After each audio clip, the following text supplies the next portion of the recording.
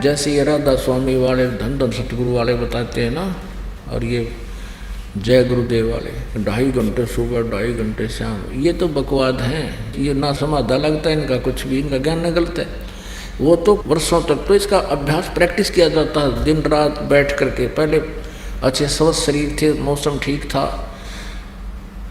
और पहले एक श्वास उश्वास की क्रिया करके और सूक्ष्म श्वास बनाकर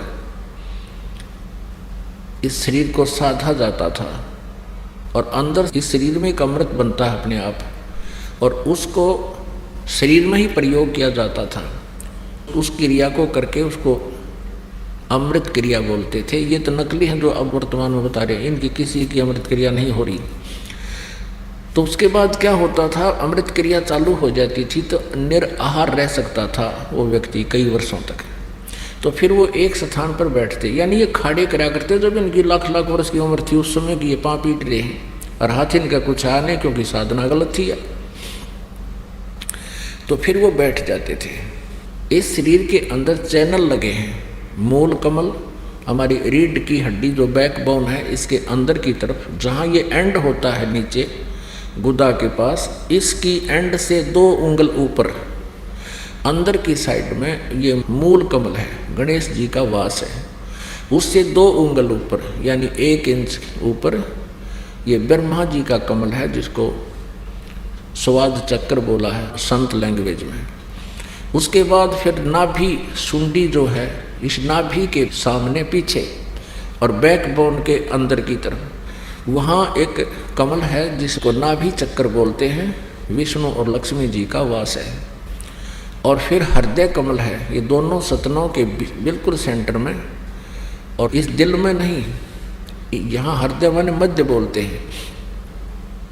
और बैकबोन के साथ में पीछे को एक हृदय कमल है,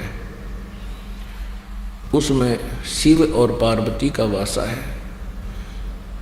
और ऐसे ये कंठ कमल है, ये कंठ है, इसके बैक में, यहाँ नहीं, इसके बैक में जहाँ ये हड्डी बैकबोन थोड़ी सी मुड़ जाती है, इसके अंदर की तरफ वहाँ एक कमल है, उसका 16 पंखड़ी हैं उस कमल का।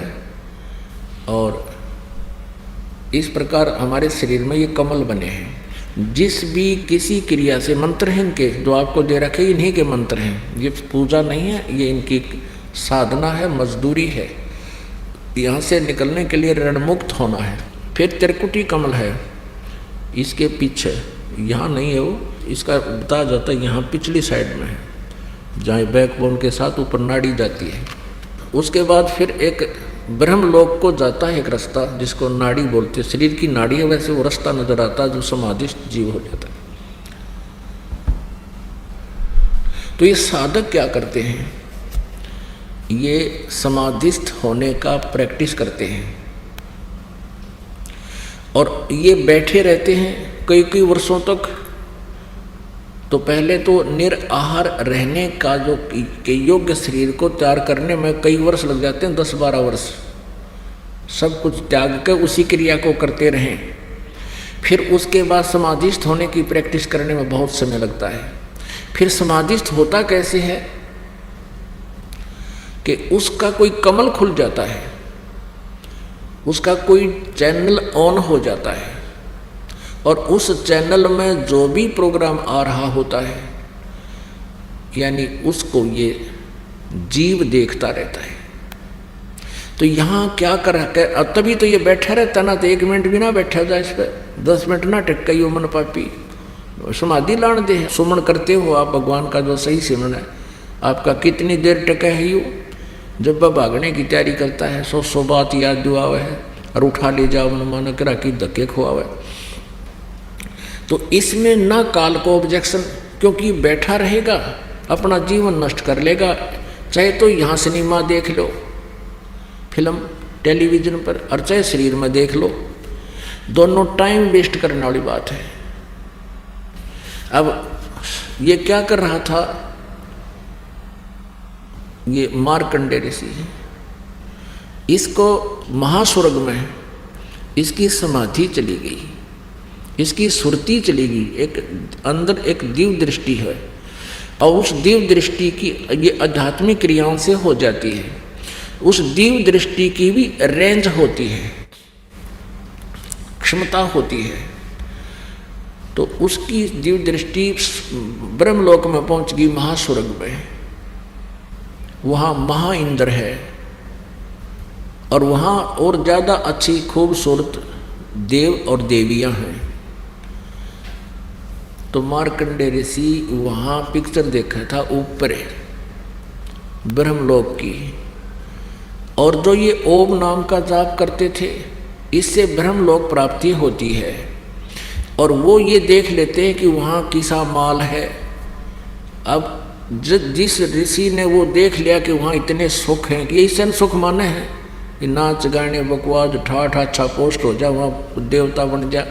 तो मार्कंडेय ऋषि ने ये कन्फर्म हो गया कि वहाँ ऐसी सुख है, और वो प्राप्त होगा इस ओम के नाम से।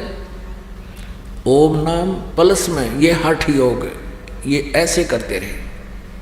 हठ योग से सिद्धियां हो जाती हैं और तप बन जाता है। तप से ये किसी जन्म में राज्य को प्राप्त करते हैं, चक्रवर्ती राजा हो जाते हैं, बड़े बड़े प्राइम मिनिस्टर बन जाते हैं, बड़े बड़े अक्षेत्र के। तो काल फिर इनके ऐसी बिरान माटी कर रहे हैं। और उसको ये था कि फिर मैं जो साधना कर रहा हूँ मैं ब्रह्मलोक में जाऊँगा और वहाँ मुझे ऐसी औरतों के डांस देखने को मिलेंगे, उनका भोग करने को मिलेंगे। तो इन ऋषियों को वो तत्वदर्शी संत मिला नहीं। ये दुर्वेद अध्याय नंबर 40 के मंत्र 15 से ले लिया कि ओम नाम उस पूर्ण परमात्मा का है, और उधर से ब्रह्मा से के लोक वेद से काल के द्वारा दिए गए ज्ञान से उसने ये हठ योग आकाशवाणी की थी, तप करो तप करो। जैसे हठ योग किया करते थे, खड़े होकर तपस्याएं करते थे, ये कोरी बकवाद थी, ये मनमाना आचरण था। हम सोचा करते थे कि ऐसे ही भगवान मिलेगा, हमारा नंबर नहीं आ सकता, हम बाल बच्चे भी नहीं त्याग सकते, भगवान संन्यास लेने से ही मिलता है। ये अज्ञानता से हमारी सोच थी। अब तत्व ज्ञान की रोशनी से हमें ज्ञान हो गया कि वो तो डरे डोया करते। उसके विषय में कहा कि डंब करें डूंगर चढ़ें। डंब दब माने पाखंड करते हैं, ऊंचे स्थान पर जाकर बैठ जाते हैं, नुआसन पदम लगा के धूना लगा के चमटा गाड़ गए कि दूर तो दिखा किसी ने महात्मा बैठा है।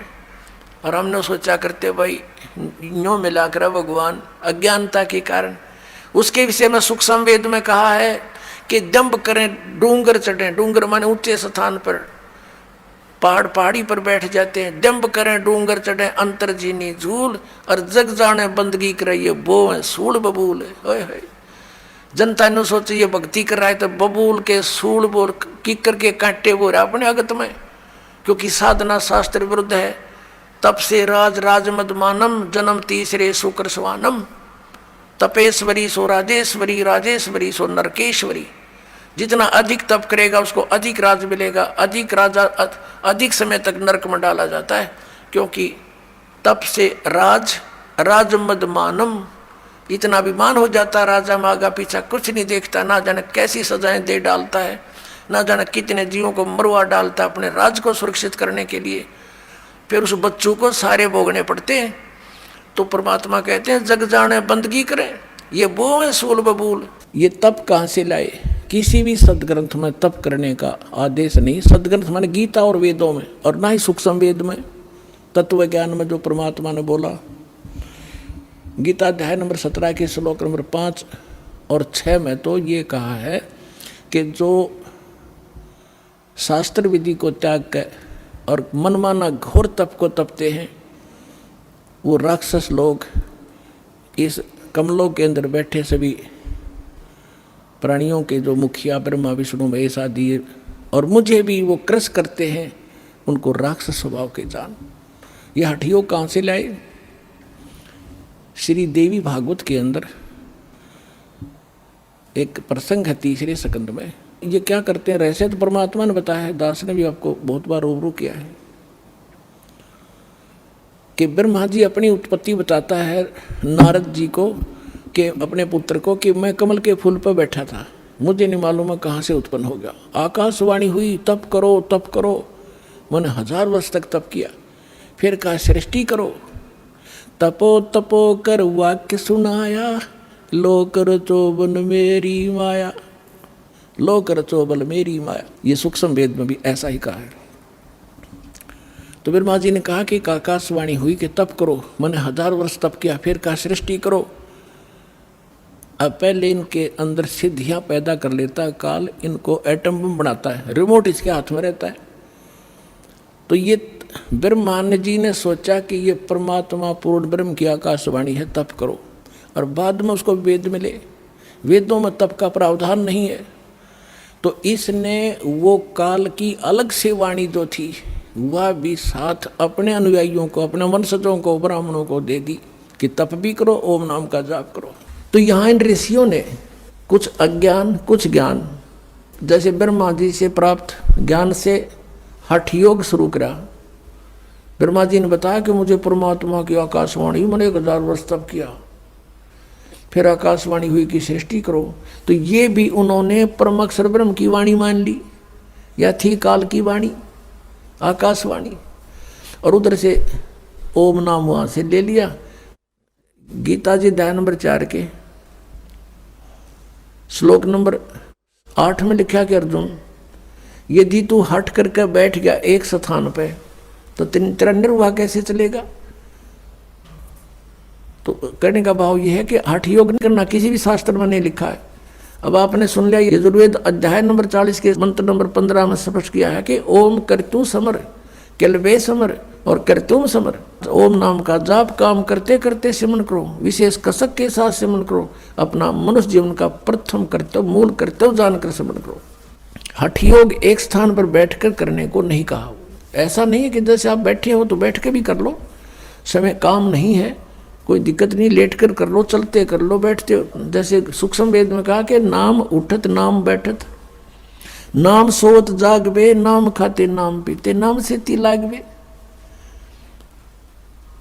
तो इस प्रकार ये साधना तो इस तरीके की है, ये वेदों अनुसार यानी सदग्रंथों में तो ये सहज साधना है, सहज साधना, सिंपल वर्शिप। और इन्होंने अपने हठ योग ज्ञान से इसको इतना कठिन बना दिया। कोई तप करता खड़ा होकर, कोई उल्टे पैर करके, ऊपर न पैर नीचे को सिर करके, कोई व्रत रख के, कोई पहाड़ों पर जाता भगवान को खोजने के लिए, और कोई कुछ अन्य मंत्र करता है जैसे हरे कृष्ण कृष्ण कृष्ण हरे हरे राधे राधे श्याम मिला दे। ये गीता जी में है कहीं? तो गीता जी में जो लिखा है वो साधना है भक्ति की। उससे छोड़कर जो साधना या मंत्र हम करते हैं वो शास्त्र विधि को त्याग कर मनमाना आचरण है, वो यूजलेस है। गीता जी अध्याय नंबर 16 के श्लोक 23 में कहा कि अर्जुन, जो शास्त्र विधि को त्याग कर मनमाना आचरण करते हैं न तो उनकी गति हो सकती, ना उनको सुख हो, ना कोई सिद्धि प्राप्त हो सकती, यानी यूजलेस। जैसे काल का जाल है, ब्रह्मा जी जब कमल के फूल पर बैठे थे उसने देखा सब जगह जल ही जल है और सब इस जल का कहीं और छोर नहीं है, अब क्या करूं। आकाशवाणी कर दी काल ने, ब्रह्म ने, कि तप करो तप करो। अब ब्रह्मा जी डरता बैठ गया, तप करने लग गया। तप करने से क्या होता है, सिद्धियां आ जाती हैं, और सिद्धि पाकर के फिर यो उछल कूद मचा के अपनी बैटरी डिस्चार्ज करके फिर विनाश को प्राप्त हो जाता है। तो ब्रह्मा ने तब तक वेद भी ना पढ़े थे, उससे पहले ही काल ने एक लोक वेद शास्त्र वेद साधना पर आरूढ़ कर दिया कि तप करो तप करो। तो ब्रह्मा जी ने सोचा परमात्मा की आकाशवाणी पूर्ण ब्रह्म की है, और तप करने लग गया। बोला था काल, तो उसने 1000 वर्ष तक तप किया, और वह शिक्षा फिर ब्रह्मा विष्णु महेश ताई दे दी। 12,000 वर्ष तक विष्णु जी ने किया, 88,000 वर्ष तक शिव जी ने किया। वह शास्त्र विरुद्ध साधना हठ योग जो गीता जी में मना किया है, वेदों में मना किया है, वो इन्होंने पहले करने लगे। तो इस प्रकार ये काल का जाल है। तो ऐसे ही इन ऋषियों ने वेदों को पढ़ा, तत्व ज्ञान नहीं था, इनको इतना जरूर पता लग गया कि वेदों में लिखा कि उस एक परमात्मा पूर्ण ब्रह्म की साधना करने से जीव की पूर्ण मोक्ष हो सकता है, और कोई तरीका नहीं। अन्य पूजा नहीं करनी चाहिए, किसी दूसरे देव की, भगवान की नहीं पूजा करनी चाहिए, केवल एक परमात्मा की साधना करनी चाहिए। लेकिन उस एक परमात्मा को नहीं समझ करके ब्रह्म को ही फाइनल मान लिया, और ओम नाम के जाप को पूर्ण परमात्मा का मानकर, और साथ में वो हठ योग लोक वेद से तप साधना करने लगे। तप करना शास्त्र विरुद्ध साधना है। शास्त्र विधि को त्याग कर जो मनमानी पूजा करते हैं, साधना करते हैं, आचरण करते हैं, उनको कोई लाभ नहीं होता, ना उनकी गति होती है, ना मोक्ष होता है, और ना ही उनको कोई सुख होता है। और इन तीन चीजों के लिए, तीन वस्तुओं के लिए हम परमात्मा की तलाश खोज करते हैं, उसकी पाने का प्रयत्न करते हैं। इससे तप से क्या होता है? तप से राज राजमद मानम जन्म तीसरे शुक्र शवानम। ऋषि लोग हजारों वर्षों तक तप करते थे, उतना ही उसको राज्य मिल जाता था। प्रियव्रत नाम का राजा था, एक प्रियव्रत नाम का व्यक्ति था, उसने 11 अरब वर्ष तक तप किया। उसको उस तप के प्रतिफल में उतना ही समय तक शासन मिल गया, वो राजा रहा। जब वो अपने 11 अरब वर्ष के राज्य को भोग कर मरने लगा, जब पार्षद यानी यम के दूत उसे लेने आए, धर्मराज के दूत उसे लेने आए, तब उसको कहा कि चल प्रियव्रत, तेरा समय पूरा हो गया। ओए होए। तब प्रियव्रत कहता है कि मुझे कुछ और समय दे दो, मुझे कुछ और समय दे दो। तब उन दूतों ने कहा कि नहीं, तेरे लिए अब इससे आगे कोई श्वास भी देने का हुक्म नहीं है। उठा ले गए, धर्मराज के पास पेश कर दिए। वो धर्मराय ने पूछा कि प्रियव्रत, 11 अरब वर्ष तक तूने राज्य तप किया और 11 अरब वर्ष तक तूने अपना राज्य भोग लिया, अब बता कुछ कमा के लाया के खाली आया? तब प्रियव्रत कहता है महाराज खाली आया, कुछ नहीं लाया। फिर धर्मराज ने कहा कि इसको गधे की जूनी दो, गधे की योनि में डाल दो, इसका काला मुंह करो। तब उसने प्रियव्रत ने कहा मेरा काला मुंह क्यों कीजिए है? धर्मराज ने कहा कि 11 अरब वर्ष तक तूने तप किया, उसके बदले में राज ले लिया, भगवान की भक्ति करी नहीं, इसलिए तेरा काला मुंह किया जा रहा है और गधे की जूनी में तुझे डाला जा रहा है। तब प्रियव्रत कहता है भूल हुई, बहुत गलती बनी। तो धर्मराज ने कहा अब तो बन गई भाई, फिर संभलना। एक काना कर्ण तपस्वी था, उसने 22 लाख वर्ष तक तप किया, इतने ही वर्ष तक राज्य किया। उसको 22 वर्ष तक तप किया, 22 लाख वर्ष तक तप किया। फिर उसके लिए विमान आया लेने के लिए। अब चलो तुम याद किए हो धर्मराज दरबार में, चलो। उसको इतना अभिमान हो गया था कि मेरे जैसा जाजुल तप किसी ने नहीं किया होगा। रास्ते में एक पत्थर पर शिला थी, एक पत्थर का बहुत बड़ी पत्थर था, और उसके चारों तरफ उन पार्षदों ने कहा, जो उसको लेने आए थे वो दूतों ने कहा कि तपस्वी जी आप इस परशिला के चारों तरफ एक परिक्रमा देकर आओ, ये नियम है। अब वो काना कर्ण तपस्वी उस परशिला के चारों तरफ चलने लगा। उसने देखा वैसे ऐसे 18 करोड़ काने कर्ण अपना नाम लिख गए हुए थे, मैंने इतने हजारों वर्ष तप किया, मैंने इतने लाखों वर्ष तप किया। तब उस काने कर्ण ने के मन में ये आई कर तेरे से एक जाजुल तपस्वी है, तेरा तप तो कुछ भी नहीं। एक उसका भी मान तोड़ा। फिर धर्मराज के दरबार में जब गया, धर्मराज ने कहा, न्यायाधीश ने कहा कि भाई तपस्वी जी कि तूने इतने वर्ष तक तप किया। कहाँ जी तप किया? कहने लगे कि अब और इतने वर्ष तक राज्य किया। तो कहने लगा धर्मराज के मैं न्याय करूं या रहम करूं, अदल करूं, अदल माने न्याय, अदल करूं या फजल करूं, फजल माने रहम। अब देखो बुद्धि भ्रष्ट होती है इंसान की। अब क्या मन में आता है उस तपस्वी के कि ये रहम क्यों कराऊं इससे, मैंने ही तप किया और मैंने ही राज्य प्राप्त किया, अब ये इसमें रहम की क्या आवश्यकता पड़ेगी। कहने लगे न्याय कर, अदल करो। वो कहता है कि मैंने 22 लाख वर्ष तप किया, इतने वर्ष राज्य किया, तो इसमें रहम की क्या आवश्यकता है, आप न्याय करो। तब धर्मराज ने कहा कि जिस टुकड़ी, पत्थर की टुकड़ी के ऊपर बैठकर, जिस पत्थर की शिला पर बैठकर तूने तप किया था वो किसकी थी, तेरी थी या मेरी थी, बता। अब वो ये कहे कि मेरी थी, तो धर्मराज कहता कि लाया क्यों नहीं, फिर उसने अपनी साथ में तेरी थी तो।